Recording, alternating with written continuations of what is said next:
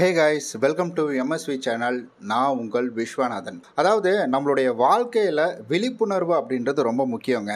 அதே போல் நல்லதையும் கெட்டதையும் நம்ம தெரிஞ்சுக்கணும், அதுவும் ரொம்ப முக்கியம். அதெல்லாம் பற்றி தான் நம்மளுடைய மோட்டிவேஷ்னல் சேனலை தொடர்ந்து ஒரு கதையாகவே பார்த்துட்டு வரோம். அந்த வகையில் இன்றைக்கு பார்க்க போகின்ற கதை அப்படின்றது வேறு லெவல் அட்டகாசமான கதைங்க. வீடியோவை ஸ்கிப் பண்ணாமல் பாருங்கள். அதுக்கு மட்டும் இல்லாமல் ஹெட்ஃபோன் சொருகிக்கோங்க. ஏன்னா நம்ம விஷுவல் வீடியோலாம் இதுவாலாம் இருக்காது. நம்ம வெறும் பிக்சர் மட்டும் தான் ஆட் பண்ணியிருப்போம். அதனால் ஹெட்ஃபோன் சொல்லிட்டு சும்மா குக்கு எஃப்எம்லாம் கேட்பீங்களா, அந்த மாதிரி கேளுங்க மனதிற்கு பிடித்ததை. எங்கேயோ கேட்ட மாதிரி இருக்குல்ல, நல்லா இருந்து நான் எடுத்துக்கிட்டேன் நான். சரி, ஓகேங்க. அதே போல் நான் சொல்ல போகிற கதையை நீங்கள் உங்களுடைய பிரைனில் விஷுவல் பண்ணி பாருங்கள். அதாவது இமேஜ் பண்ணி பாருங்கள். நான் கண்டிப்பாக நம்ம ஒரு கதை கேட்குறோம்னாலே அது நம்மளோட பிரெயின் வேறு விதத்தில் அதை உருவாக்கும். அதே போல் நீங்களும் வேறு ஒரு விஷுவல் கொடுத்து பாருங்கள். ரொம்ப இன்ட்ரெஸ்டிங்காக இருக்கும் கதை. ஒரு அழகான மலைப்பகுதிங்க. அந்த மலைப்பகுதியில் ஒரு குருகுலம் அப்படின்ற ஒன்று இருக்குது. அதில் நிறையா சீடர்கள் குருக்கிட்ட அவங்களுடைய வாழ்க்கையை பற்றி கற்றுக்கிட்டு போகிறாங்க. இப்படி தொடர்ந்து இதெல்லாம் நடந்துக்கிட்டே இருக்குது. அங்கே இருக்கிற குரு பார்த்திங்கன்னா எல்லாமே தெரிஞ்சவர். ரொம்ப அவருக்கு தெரியாத விஷயம் அப்படின்றதே கிடையாது. இப்போ கிராமத்திலேருந்து ஒரு பையன் என்ன பண்ணுறான்னா, அவர்கிட்ட சீடனாக சேரணும், அதாவது அவரை முட்டாளாக ஆக்கணும்.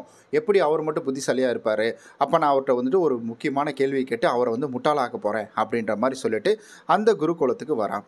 அங்கே அங்கே இருக்கிற பாடங்கள் எல்லாமே கற்றுக்கிட்டு ஒரு கட்டத்தில் இவன் செய்யக்கூடிய வேலையை நிறைவேற்றியே ஆகணும் அப்படின்றதுக்காக அந்த குருகிட்ட அமைதியாக உட்காந்துட்ருக்காரு, தியானம் பண்ணிகிட்ருக்காரு. அப்போ குரு பக்கத்தில் போய் உட்காந்து என்ன சொல்கிறான்னா, குரு, எனக்கு ஒரு சந்தேகம் இருக்குது, அந்த சந்தேகத்தை நீங்கள் தீர்த்து வைக்க முடியுமா அப்படின்னு கேட்குறானா. ஒரு குரு தன்னுடைய சீடனோட சந்தேகத்தை தீர்த்து வைக்கிறதுக்காக மட்டும்தான்ப்பா இருக்கிறாரு, தயவு செஞ்சு சொல்லுங்கள் அப்படின்னு குரு சொல்கிறாரு. குரு கிட்ட சீடன் என்ன சொல்கிறாருன்னா, குரு, இப்போ உலகத்தில் நல்லது கெட்டது இது ரெண்டையுமே இறைவன் தான் படைக்கிறாரு. அப்போ நல்லதை எப்படி ஏற்றுக்கிறாரோ அதே போல் கெட்டதையும் ஏற்றுக்கணும்ல அவர் அப்படின்னு குருக்கிட்ட அவருக்கு ஒரு கேள்வி கேட்டார். குருக்கு ஒன்றுமே புரியல. இவன் ஏன்டா இந்த மாதிரிலாம் ஒரு கேள்வி கேட்குறான் அப்படின்ற மாதிரி குரு யோசிக்கிறாரு. அவருக்கு விளக்கம் தெரியாமல் யோசிக்கல. அவர் என்ன பண்ணுறாருனா, இவன் ஏன் இப்படி கேள்வி கேட்டான், இது ஒரு சாதாரண விஷயம், இதை கூட இவனுக்கு புரிஞ்சுக்க தெரியலையா அப்படின்ற மாதிரி குரு இவனையா இன்னும் இவன் இன்னும் சின்ன பையனாகவே இருக்கிறான் அப்படின்ற மாதிரி குரு யோசித்து பார்க்குறாரு.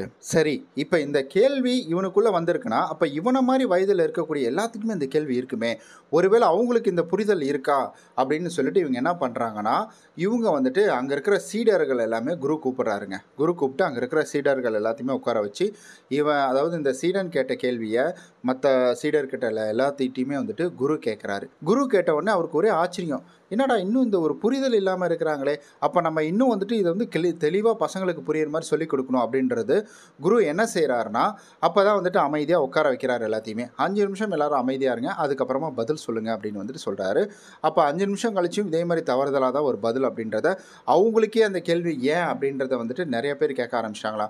குரு, எனக்கும் இந்த சந்தேகம் இருந்துச்சு, இது மாதிரி ஏன் நல்லதை ஏற்றுக்கக்கூடிய கடவுள் ஏன் இந்த மாதிரி கெட்ட விஷயங்களையும் ஏற்றுக்க மாட்டேன்றாரு அப்படின்ற சந்தேகம் எனக்கும் இருக்குது குருஜி அப்படின்னு சொல்லிட்டு நிறைய பேர் கை தூக்க ஆரம்பிச்சிட்டாங்களாம். அதற்கு குரு எல்லாரையுமே பார்த்து ஒரு சின்னதாக ஒரு ஸ்மைல் பண்ணிவிட்டு அவர் என்ன சொல்கிறாருன்னா, இப்போ மணி 5 ஆச்சு, நம்ம 6-7 மணிக்குள்ள சாப்பிட்ருவோம், அந்த நேரத்தில் நான் உங்களுக்கு சொல்கிறேன், அதாவது இதற்கான பதிலை அப்போ சொல்கிறேன் அப்படின்னு சொல்லிட்டு குரு என்ன பண்ணுறாருன்னா ஏஞ்சி போயிடுறாராம். இவங்க எல்லாத்துக்குள்ளுமே ஒரு சலசலப்பு போயிட்டே இருக்குது. என்னடா நம்ம ஒரு கேள்வி கேட்டோம், அவர் சாப்பாடுன்றாரு, அவர் சாயந்தரன்றாரு, எனக்கு ஒன்றுமே புரியலையே அப்படின்ற மாதிரி எல்லாருமே அவங்கவுங்களுக்குள்ளே முணுமுணுக்க ஆரம்பிக்கிறாங்க. அப்புறமேட்டுக்கு அந்த நேரம், அதாவது குரு சொன்ன நேரமும் வருது, உணவுக்கான நேரம் அப்படின்றது ஒரு 7 மணிக்கு எல்லாருமே அவங்கவுங்க இடத்துல அவங்கவுங்க தட்டு பக்கத்தில் போய் உட்காடுறாங்க. அப்படி தட்டு பக்கத்தில் உட்காரக்குள்ள என்ன ஆகுது பார்த்திங்கன்னா, எல்லாரோட தட்டுமே மூடி இருக்குது, எல்லாரோடைய தட்டுமே மூடி இருக்குது. அப்போ எல்லாருமே கேள்வி, இது என்னது புதுசாக இருக்குது, எப்போவுமே திறந்து தானே இருக்கும், இது என்ன மூடி இருக்குது, சரி ஏதோ வித்தியாசமான உணவு கொடுக்குறாங்க போல் அப்படின்னு சொல்லிட்டு இப்போ எல்லாத்தையுமே உட்கார சொல்லிட்டு குருஜி என்ன சொல்கிறாருன்னா, ஒரே டைமில் உங்களை அந்த தட்டை எடுத்துருங்க அப்படின்னு குருஜி சொல்கிறாரு. அதன்படி அந்த சீடர்கள் என்ன செய்கிறாங்கன்னா, அதில் இருக்கிற தட்டை எல்லாரும் அமர்ந்துட்டு ஒரே டைமில் எடுக்கிறாங்க.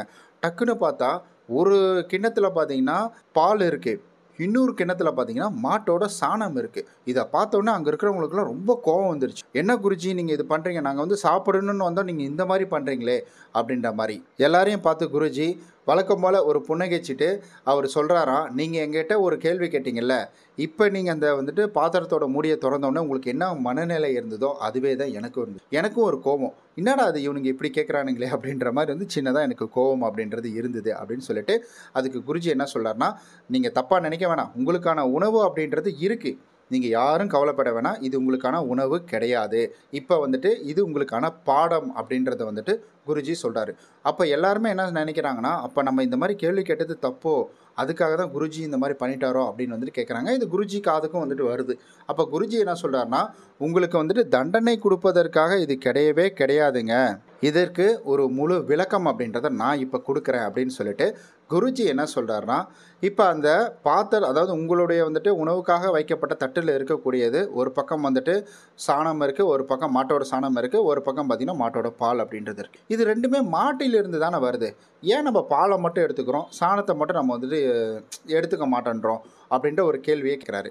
அப்போ சாணத்தை எப்படி குருஜி சாப்பிட முடியும் அப்படின்னு வந்துட்டு சொல்லி அங்கே இருக்கிறவங்க சொல்கிறாங்க. அதுக்கு குருஜி சொல்கிறாரா, எப்படி மாட்டினுள் வரக்கூடிய வந்துட்டு பாலில் இருக்கக்கூடிய நன்மைகளை நம்ம எடுத்துக்கிறோமோ அதை வந்துட்டு நம்மளுடைய உடல் ஆரோக்கியத்துக்கும் நம்மளுடைய உடல் நன்மைக்கும் வந்துட்டு நம்ம எடுத்துக்கணும். இது வந்துட்டு நீங்கள் இருக்கக்கூடிய நல்ல விஷயங்களை, நீங்கள் உலகத்தில் இருக்கக்கூடிய நல்ல விஷயங்களை அப்படி எடுத்துக்கணும். அதே போல் மாட்டினுடைய சாணம் அப்படின்றது எதுக்குமே உபயோகப்படாமல் போகவே போகாது. நிச்சயம் வந்துட்டு மாட்டினுடைய சாணம் அப்படின்றது பார்த்திங்கன்னா உபயோகப்படும். அதை மண்ணில் குழி தோண்டி புதைச்சிட்டு அதை கொஞ்சம் வருடம் கழித்து, கொஞ்சம் நாட்கள் கழித்து அதை நீங்கள் எடுத்து நீங்கள் உரமாக பயன்படுத்திக்கலாம் அப்படின்றத சொல்கிறாரு. அதே போல் உங்கள் வாழ்க்கையில் இருக்கக்கூடிய கெட்ட விஷயங்களை நீங்கள் வந்து பார்க்குறீங்க, தெரிஞ்சுக்கிறீங்க அப்படின்னா அதை அப்படியே உள்ளே வச்சு அதை வந்துட்டு புதைச்சிருங்க. அதில் இருக்கக்கூடிய அனுபவங்களை நீங்கள் கற்றுக்கோங்க.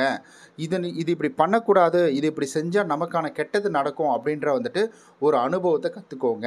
அதற்காக தான் இதை நான் செஞ்சேன் அப்படின்றத வந்துட்டு குருஜி சொல்கிறார். அங்கே இருக்கிற சீடர்களுக்கு ஒரே ஆச்சரியம், என்னடா குருஜி வந்துட்டு நம்ம நினச்சோம், குருஜி இப்படி ஒரு விளக்கம் அப்படின்றத கொடுத்துருக்காங்களேன்னு சொல்லிட்டு. அதே போல் இந்த குருஜியை வந்துட்டு நம்ம வந்து கேள்வி கேட்டு குருஜியை வந்துட்டு அறிவாளி இல்லை அப்படின்னு நிரூபிக்கிறதுக்காக ஒருத்தன் வந்தான் பார்த்தீங்களா, அவனை பார்த்து வந்துட்டு குருஜி கேட்டார், நீ எதுக்காக கேட்டியோ இந்த கேள்வி எனக்கு தெரியாதுப்பா, ஆனால் இந்த கேள்வினால் நிறையா பேருக்கு நல்ல ஒரு புரிதல் கிடைச்சிருக்கு, உன்னுடைய கேள்விக்கு பாராட்டுகள் அப்படின்னு வந்துட்டு குருஜி அவரை பார்த்து ஒரு சின்ன ஒரு புன்னகையோட அவர் சிரிச்சுட்டு இந்த வார்த்தையை சொல்லிட்டு போயிடுறாருங்க. நம்மளும் இப்படி தாங்க, நம்மளும் என்ன பண்ணுறோம்னா வாழ்க்கையில் வந்துட்டு கெட்டது இருக்குது, நல்லது இருக்குது, இது எதில் நமக்கு முக்கியமானது தேவை, நல்லது தான் தேவை, அதை நம்ம எடுத்துக்கணும். நல்லதை எடுத்து நம்ம இம்ப்ளிமெண்ட் பண்ணிக்கிட்டு கெட்டதை நம்ம ஒரு பாடமாக கற்றுக்கணும். இப்போ நம்ம வாழ்க்கையில் ஒரு கசப்பான சம்பவம் நடக்குதுன்னா அதை நம்ம பாடமாக எடுத்துக்கிட்டு அதிலிருந்து வந்துட்டு இனி அந்த பக்கம் போகக்கூடாது அப்படின்றத புரிஞ்சுக்கணும். அந்த பக்கம் போகாமல் நம்மளுடைய வேலைகளை மட்டும் நம்ம வந்து கரெக்டாக பார்த்து, கெட்டது நடக்குதுன்னா அதை உங்களுடைய வாழ்க்கையில் நடக்கக்கூடிய வந்துட்டு துயரமான சம்பவம் அப்படின்னு நினச்சி எண்ணி வருந்தாமல் அதில் இருக்கக்கூடிய பாடங்களை கற்றுக்கோங்க. அதுதாங்க வாழ்க்கையில் நல்லதும் இருக்கும், கெட்டதும் இருக்கும், அதை எல்லாத்தையும் இப்படி பிரித்து பார்க்க கற்றுக்கோங்க. இப்படி பிரித்து பார்க்க நம்ம கற்றுக்கிட்டோம்னா வச்சுக்கோங்களேன், நிச்சயம் நம்ம வந்துட்டு இந்த வாழ்க்கையில் பிரச்சனை, இந்த ஸ்ட்ரகிள், இந்த மாதிரி எதுக்குள்ளேயுமே வந்து நம்ம போய் மாட்டோம். ஆனால் எனக்கு இந்த ஸ்டோரி பார்க்கக்குள்ள ரொம்ப இன்ட்ரெஸ்டிங்காக இருந்துச்சு, சூப்பராக இருந்துச்சுங்க. அதாவது இப்படிலாம் வந்துட்டு அந்த காலத்தில் குருஜிங்கெல்லாம் இருந்திருக்கிறாங்க அப்படின்றது ரொம்ப சந்தோஷமாக இருந்துச்சு. அதை தான் நான் உங்கள்கிட்ட பகிர்ந்துக்கணும்னு ஆசைப்பட்டேன், பகிர்ந்துக்கிட்டேன். இந்த வீடியோ உங்களுக்கு பிடிச்சிருக்குன்னா லைக் பண்ணிவிடுங்க. அதே போல் நம்மளோட சேனலையும் சப்ஸ்கிரைப் பண்ணிவிடுங்க. இந்த வீடியோ மற்றவங்களுக்கு யாருக்காவது பயனுள்ளதாக இருக்கும் அப்படின்னு நினச்சிங்கன்னா அவங்களுக்கு இந்த வீடியோவை ஷேர் பண்ணி கொடுங்க. இதே போல் நம்ம நாளைக்கு ஒரு சுவாரஸ்யமான சூப்பரான ஒரு கதையில் சந்திக்கலாம்.